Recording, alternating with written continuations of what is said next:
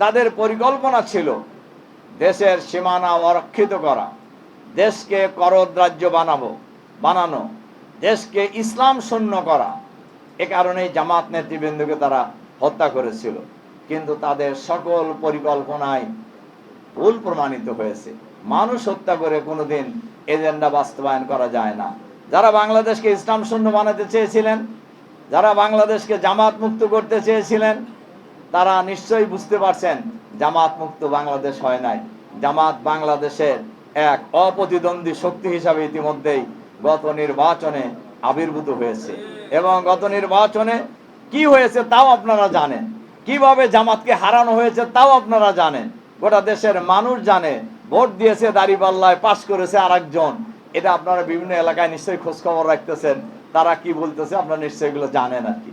সম্মানিত সুধীমণ্ডলী, সাংবাদিক বন্ধুগণ, কোনো একটি আদর্শবাদী শক্তিকে কোনোদিন দমন নিপীড়ন চালিয়ে, হত্যাকাণ্ড চালিয়ে, ফাঁসিতে ঝুলিয়ে কোনোদিন আদর্শ ভিত্তিক কোনো দলকে দমন করা যায় না, নিশ্চিহ্ন করা যায় না।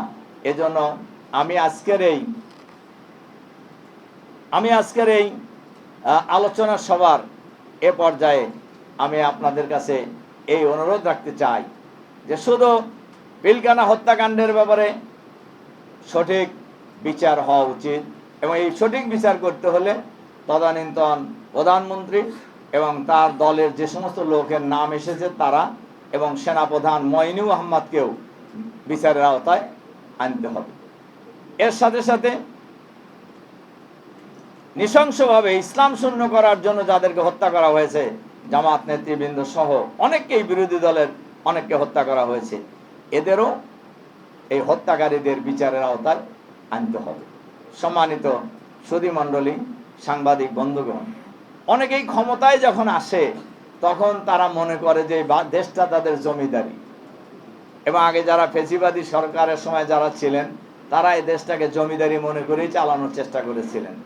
এই জমিদারি মনে করে যে বা যারাই এই বাংলাদেশ শাসন করার পরিকল্পনা করবেন, আমি আশা করি, বিশ্বাস করি তারা ব্যর্থ হবেন ইনশাআল্লাহ। তার কারণ বাংলাদেশের মানুষ কোনো জমিদারি প্রথাকে কোনো অবস্থাতেই বরদাস্ত করবে না। আমরা আগেও বলেছি, এবং বর্তমান সরকারের মাননীয় প্রধানমন্ত্রী বলেছেন বাংলাদেশকে উনি চাঁদাবাজ মুক্ত, দুর্নীতি মুক্ত করবেন। কিন্তু আমি আজকের কথাই যদি বলি, প্রথম আলো পত্রিকার প্রথম পৃষ্ঠায় একটা নিউজ হয়েছে নারায়ণগঞ্জের একজন প্রতিবন্ধী ব্যবসায়ীর কারখানায় চাঁদাবাজি করছেন, নামটাম সহ বলে দিছে। কই এখন পর্যন্ত তো সরকার তার ব্যাপারে কোনো ব্যবস্থা তো নেয় নাই। এটা তো নেওয়া, যদি তারা আন্তরিকই হন চাঁদাবাজি বন্ধ করবেন, তাহলে তো তাদের তো ব্যবস্থা নেওয়া দরকার ছিল, কই নেন নাই তো। এর মধ্যে অনেক চাঁদাবাজি হচ্ছে, অনেক হত্যাকাণ্ডও ঘটতেছে, কই কোন কারোর ব্যাপারে কোনো ব্যবস্থা নেওয়া হয়েছে বলে তো আমরা এখন পর্যন্ত কোথাও দেখি নাই। আমাদের একজন মন্ত্রী উনি বলছেন যে সমঝোতার ভিত্তিতে যদি টাকা পয়সা নেওয়া হয় তাহলে এটা চাঁদাবাজি হবে না। কি মজার কথা বলছে। ওনারা বাংলাদেশের মানুষকে কি মনে করে আমি জানি না। মানুষ কি কিছুই বোঝে না যে আপনি কি বলতেছেন, বাংলায় বলছেন তো, আমরা তো ইংরেজিতেও বলেন নাই। কাজেই এটা মানুষ সবই বোঝে যে আপনারা কি করবেন। কই আমাদের মাননীয় প্রধানমন্ত্রীর যে ঘোষণা সে অনুযায়ী তো তার মন্ত্রী থাকার কথা না, কিন্তু বল দবিয়েতে আছে না শুধু, বরঞ্চ বীর দর্বে আছে। কাজেই এরকম ঘটনা এই কয়েকদিনের মধ্যেই অনেক ঘটে গেছে, এবং বাংলাদেশ জামাত ইসলামী সহ আমরা বিরোধী দল কিন্তু সংসদে যাওয়ার সিদ্ধান্ত এ কারণে আমরা নিয়েছি, আমরা এ কারণেই শপথ নিয়েছি সরকারের ভালো কাজগুলিকে আমরা সমর্থন জানাবো। আর সরকারের যে কাজই হোক না কেন, যদি দেশের জনগণ বিরোধী হয়, দেশ বিরোধী হয়, ইসলাম বিরোধী হয়, মানবতা বিরোধী হয়, আমরা কিন্তু সংসদে এবং রাজপথে উভয় জায়গায় আমরা কিন্তু প্রতিবাদ জানাবো, আমরা রুখে দাঁড়াবো ইনশাআল্লাহ, এই দেশের জনগণকে সাথে নিয়ে। এটা আমাদের দায়িত্ব। জনগণ আমাদেরকে এ কারণেই ভোট দিয়েছে।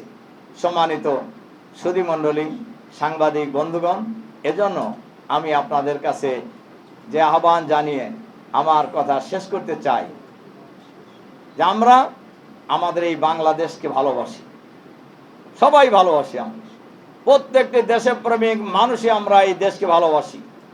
আমরা এই দেশে ন্যায় ইনসাফ প্রতিষ্ঠা করতে চাই, আমরা ন্যায় বিচার চাই, আমরা মজলুম মানবতার পক্ষে আমরা দাঁড়াতে চাই।